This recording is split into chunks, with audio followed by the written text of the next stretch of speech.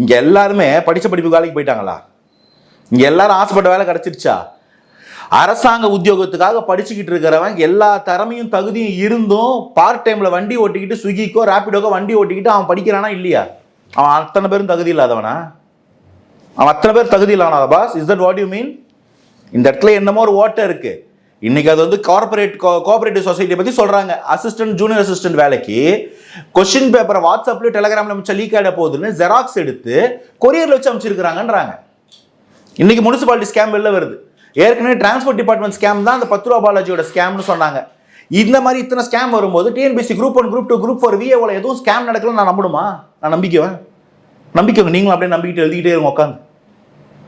உங்க பிரைம் 20-22 வயசு டிகிரி முடிச்சுட்டு வந்து 35-36 வயசு வரைக்கும் ஒருத்தன் படிச்சுட்டே இருந்தானா அவன் வாழ்க்கை என்ன?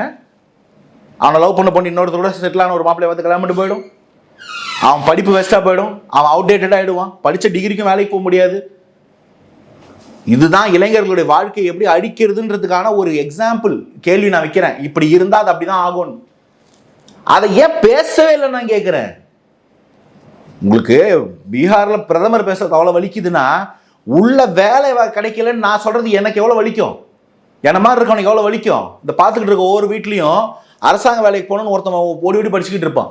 வட்ட ஃபெயில் ஆகிட்டு இருப்பான். அவனை குடும்பமே சேர்ந்து ரிசல்ட் வரலையும் காரி தூக்கிட்டு இருக்கும். அவன் கண்ணில் தண்ணி வச்சுக்கிட்டு போய் சுக்கி ஜொமேட்டோல வேலை பார்த்துக்கிட்டு இருப்பான். அவன் அத்தனை பேருக்காக நான் கேட்டுக்கிட்டு இருக்கேன்.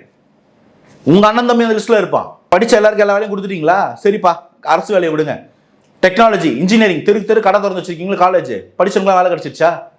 மோடி அங்க பத்தி பேசுனீங்களேப்பா, கிட்ட பத்தி எப்பப்பா பேசுவீங்க? எங்கள் கரங்கள் கரைப்படியாதவேனாவது காட்டுங்களேன்ப்பா.